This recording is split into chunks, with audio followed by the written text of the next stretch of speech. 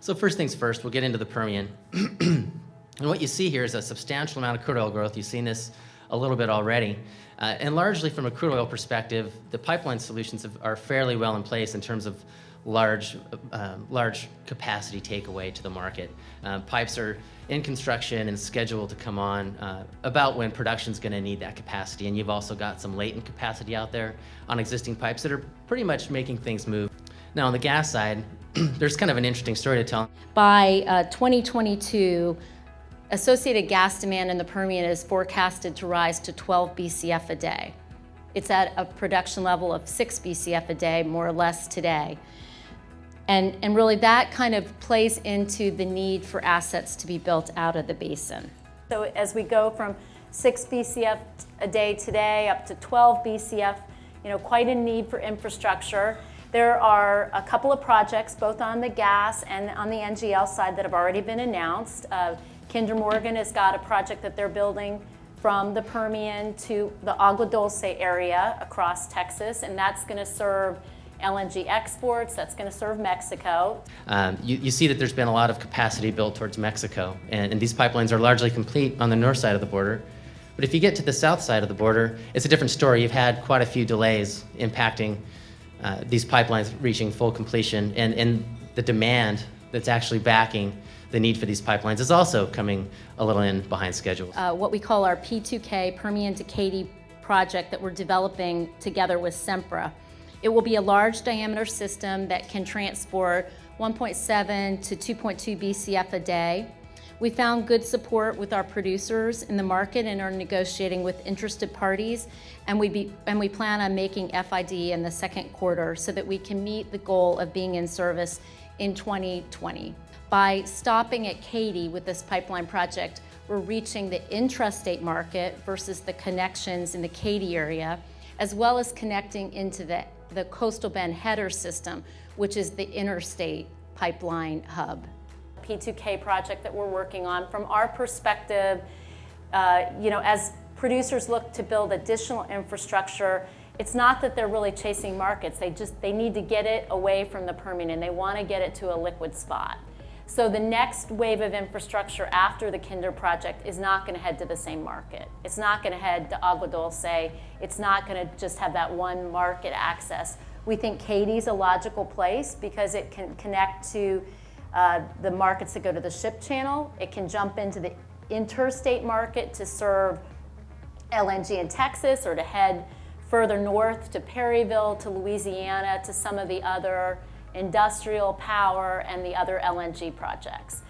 On the NGL side, the same thing is going on. There's a project that's already made FID on the NGL side, the EPIC pipeline, and that's going to take care of things for out into the 2020-21 timeframe, and then beyond that, perhaps there's more infrastructure coming on that side. Some shuttle pipelines brought into service, which is connecting different portions of the growing areas of the Permian Basin, like the Delaware, to where the large diameter pipelines are taking crude oil away. In the Northeast, you've got a substantial amount of growth. You've seen between last year and this year and next, a substantial amount of capacity is coming online in terms of new pipeline exit capacity from the basin. Just to put in perspective how much this is, when you get all this capacity around 12 to 14 BCF of capacity come online, it's going to unlock a lot of production that's been waiting for new capacity to get there. It's going to help pricing, but the other attribute is that we're growing about 15 BCF a day in production over the next several years. Just to put that in perspective, that's like growing an entire Canada. And so that's going to have impacts on how gas flows. The obvious issue that I think was addressed a little bit here today is the New York and New England market. And that's where, obviously right in the backyard of a huge demand market, a lot of pipes. Williams has some, others have some that have been announced that are facing challenges at the state level getting those projects accomplished. Kind of the next question beyond how we can resolve and get into the New York, New England markets is really going to be on where's the demand coming and how can the Northeast producers continue to meet that demand. That in the years ahead, 80% of the gas demand growth is going to be in the Gulf Coast region. Meanwhile, as you've heard, the supply developments are not in the Gulf Coast region. They're coming from the Permian area as well as the Appalachia.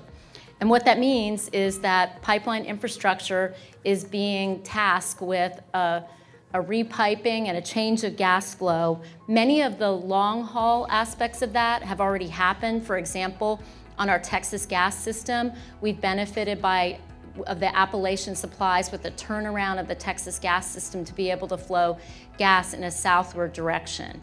But in other areas, the last mile and some of the operating challenges of getting to those new supply markets are projects still underway. Certainly the largest part of demand in the years ahead, as you've already heard this morning, is going to come from LNG and exports. That LNG exports should reach about 11 BCF a day by 2026, and that further growth is expected in the second wave of the LNG build-out. And these represent about 1.7 BCF of natural gas transportation as well as ethylene transportation services.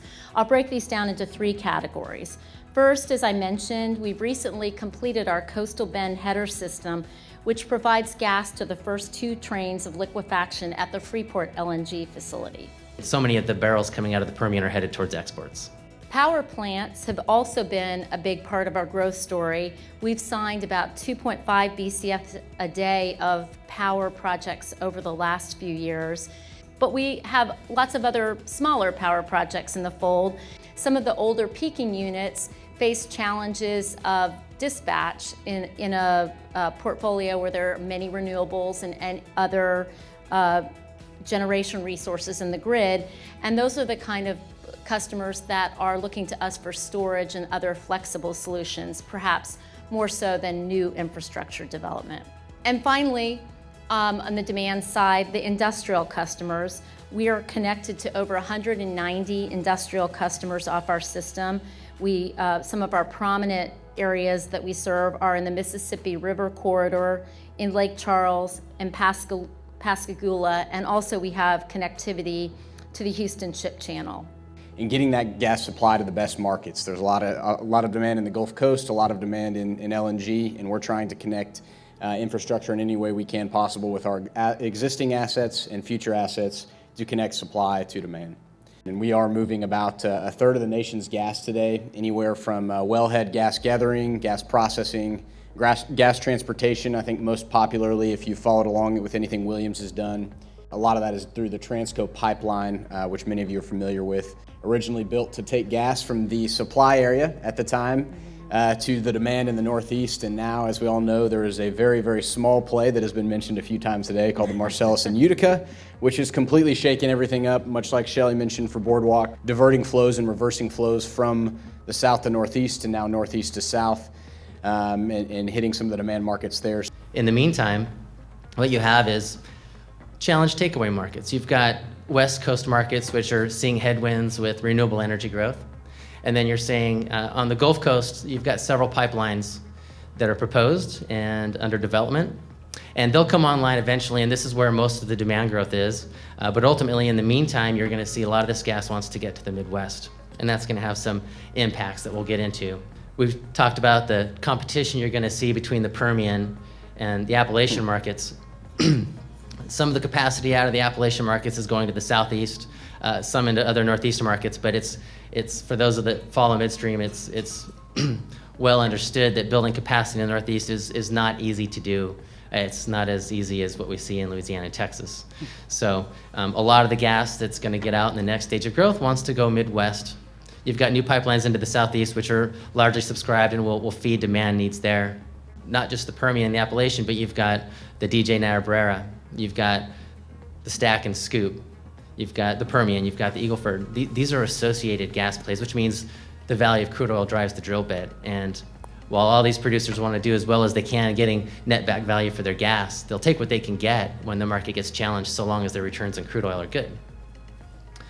So this is going to create some challenges as all this gas tries to get to the Midwest near term, and then eventually to the Gulf Coast as more of this demand on exports, industrial load, power load starts to come online, and new pipelines come into service. Eventually it's going to get to the Gulf Coast, but you're going to have a bit of a bloodbath for the next couple of years.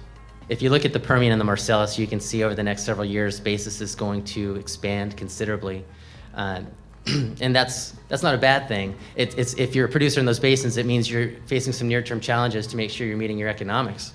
But longer term, what this means is the industry is beginning to solve a problem. As that basis expands, you're going to see the impetus and the economics align to build new infrastructure to get to where the demand growth is going to be. And so that means new pipeline capacity. It's not just that there's basin winners and losers, it's really the changing face of who is going to move the gas to the demand market and where is that handoff between the producer and the end-use market. So the producer just wants to get it to a liquid spot. The end user doesn't want to guess for a long-lived facility over a 20 or a 30-year investment which basin.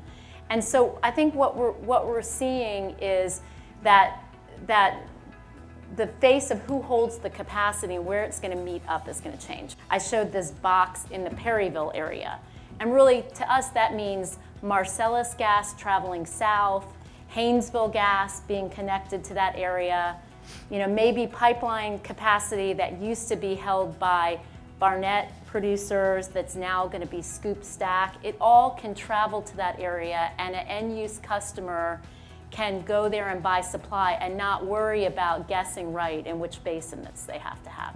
With the prices that they are today, a lot of the independents and majors are maybe moving away from the gas play, and as Shelley's saying, you're having new entrants, private equity money, smaller companies that are coming in to some of these plays that have had pipeline capacity available, and new availability in the plays like the Rockies, where we've seen some success in the San Juan, now with some new players in the San Juan taking over from the historic players that are getting out of the gas focus, and as well in the Haynesville. I mean, it's centrally located right there for all the Gulf Coast demand that's being built, a lot of the LNG demand. I can't sit here and say I can predict who are the winners and losers in the plays, but I do know from a midstream perspective. Interstate pipelines operate in an interesting space. They are regulated at the outer bounds. I mean, they're certainly regulated from siting and a maximum rate, but they operate in competitive markets. They're not guaranteed to collect those rates.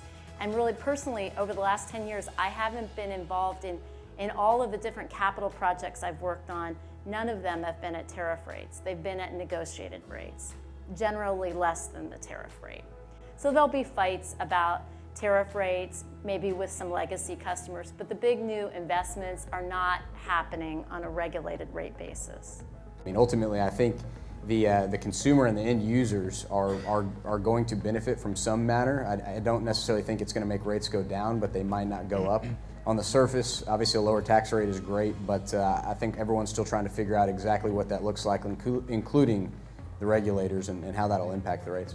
A lot of these pipelines are aging infrastructure, and they require more maintenance as they get older, particularly when you look at things like compressor stations. They're going to have to meet SOX and NOx compliance and different things like that will impose a cost. So even though the nature of how they move gas might change a little bit, the nature in which they have to be reliable and operate from a safety and emissions type perspective is going to require, it's going to make it kind of noisy. So I think it would be really hard to go back to the drawing board. But again, on innovation and technology, some of the things you're seeing, significant amount of capital has been deployed by companies in the Permian. You're in the desert, water is scarce, but yet it's so intensive in the production process with fracking. And so you're seeing companies investing in infrastructure for water management, which means supply, logistics, recycling, and disposal.